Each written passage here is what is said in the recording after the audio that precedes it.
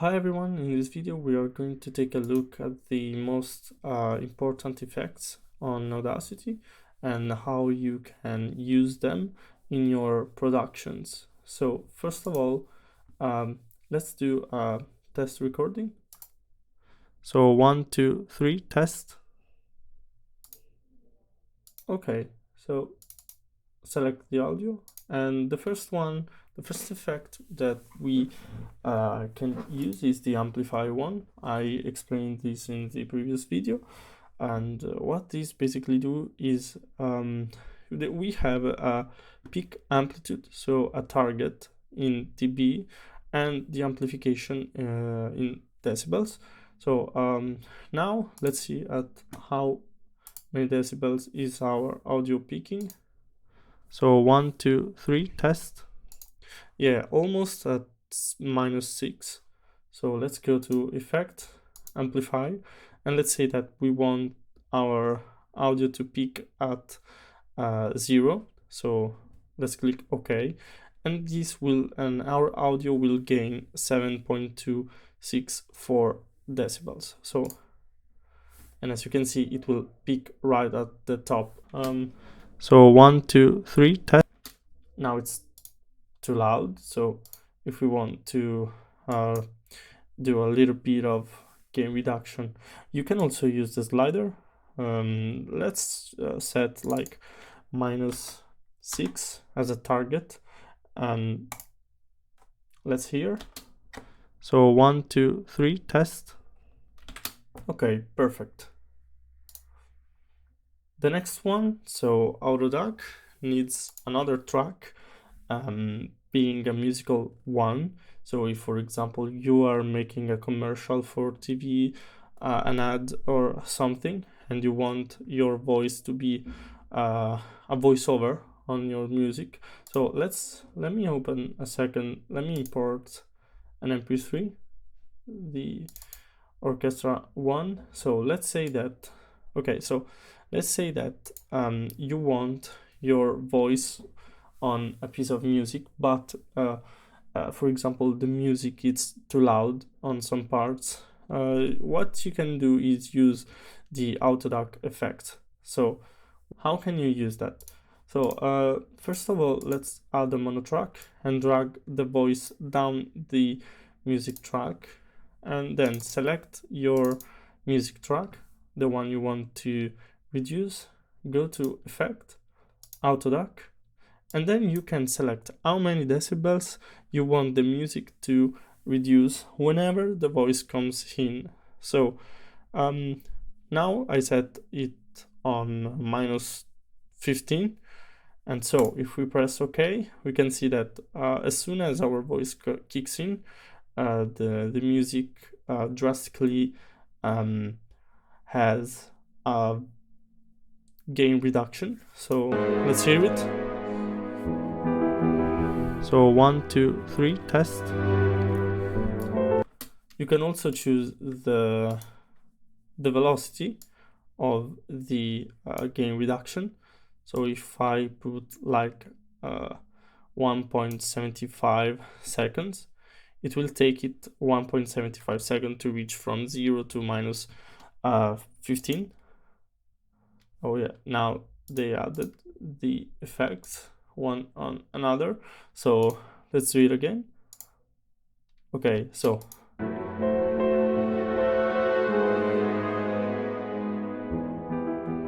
so 1, 2, 3, test. But yeah, you get the idea. Let's get it back to normal. And the next one is bass and treble. This will work only, just a second, let me put this on 0 and 0. Okay, so this will work only on the bass frequencies and the high frequencies. So you only have two areas of to EQ, which are the bass and treble. So let's hear how it works. So let's boost both treble and bass by 6 decibels, and let's click on apply. as you can see, the waveform just get way more, just got way more thick. 1, 2, 3, test.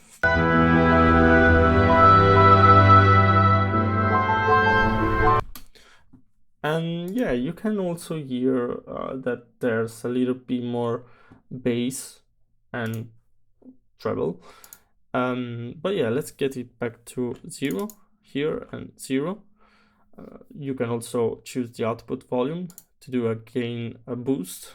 But yeah, let's click apply. Oh no, we need to do a gain reduction now by 6 if we want to take it back to normal. So let's click on -6. Okay, and we have the track as it was before.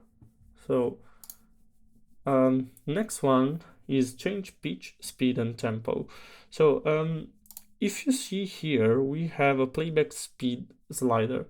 If we play around with that, we can see that as soon as we like change this playback speed, it will get a little bit more weird. It will change both pitch, tempo, and yeah, velocity and everything. Yeah, that's weird. Same thing if we slow it down.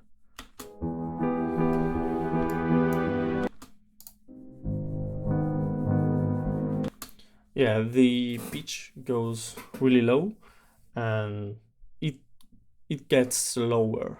Yeah. Let's get it back to 1.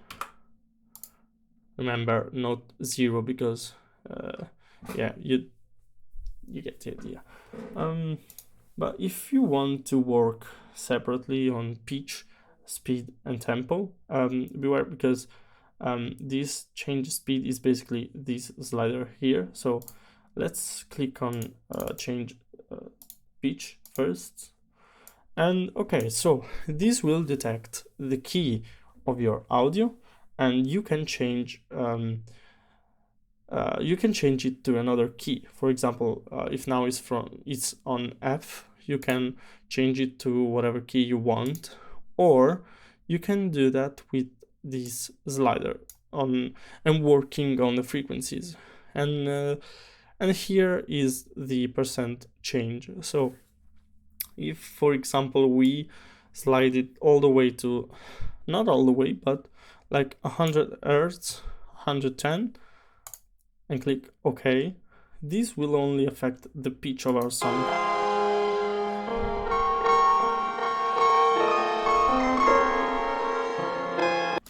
Yeah, that's really unpleasant. So yeah, let's get back to 0, or yeah, let's try to pitch it down to minus 42, 43, I don't know.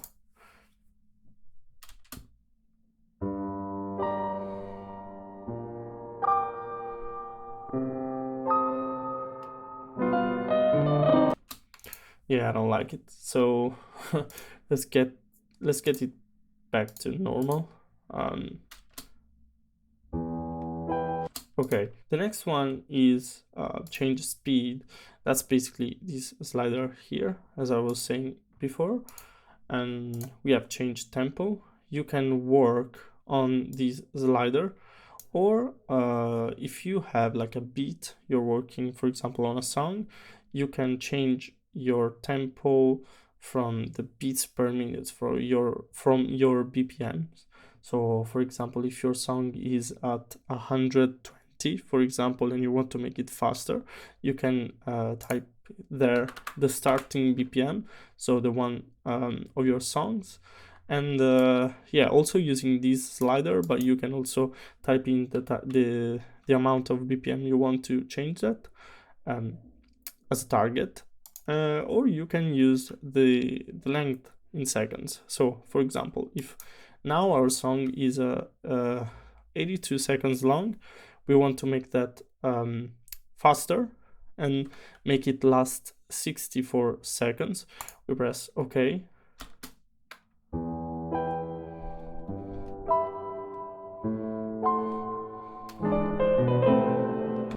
As we can hear, the pitch is not modified, but only the tempo is. So same thing if we want to make it more, yeah, let's bring it back to 82 seconds. So let's go to change the tempo, and yeah, if we want to make it more long, if we want to stretch it out a little bit, we can go from 82 maybe to, I don't know, 120 seconds long. Let's try it.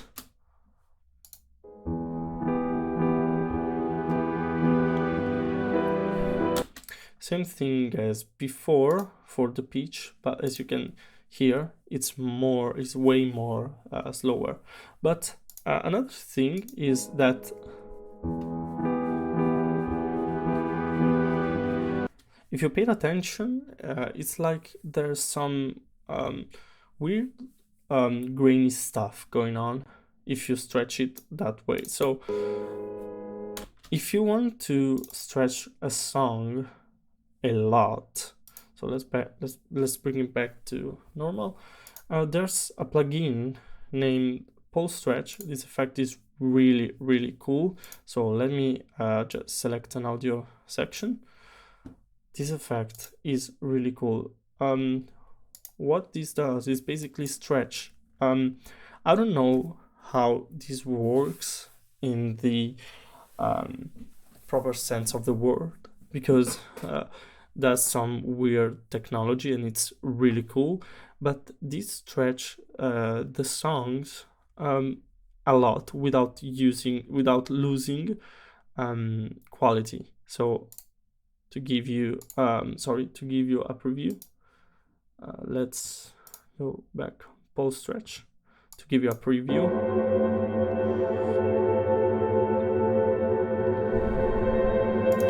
Yeah, you can go really as long as you want, because this is something else. This is really incredible. I love this effect a lot.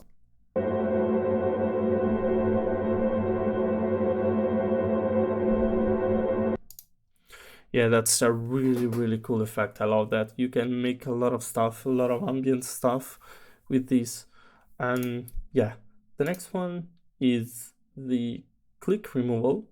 This will take out some weird artifacts. Some, like if you have a damaged audio and you have some weird clicks, unwanted clicks, you can use that to delete them. So next one is the compressor. Yeah, let me select the song and let me open the compressor.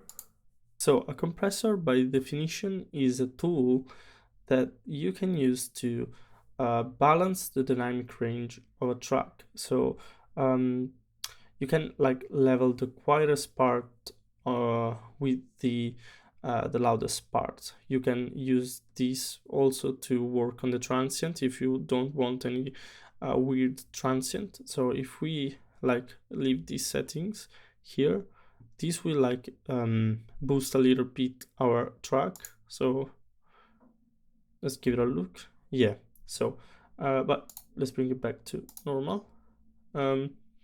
Distortion and echo, I'll explain them in the next part, because they are too many and I don't want this to be too long.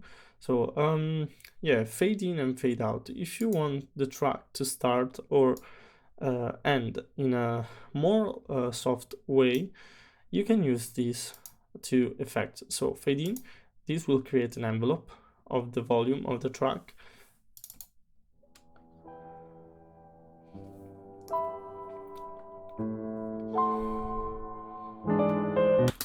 And as you can hear, it is more pleasant. So same thing applies with the outro. If you want to make an outro that's more pleasant and not like drastic, you can use the fade out. So select the part in which you want to do the fade out and go to effect, fade out.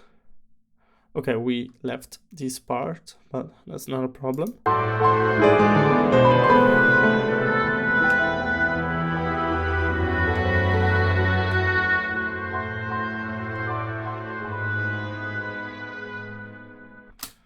yeah, that's a really cool effect, and it's pretty overused in music in general. Yeah, but yeah, that's it for this video. In the next one, I'm going to explain the other most important effects. And yeah, thanks for watching this video, and see you in the next one.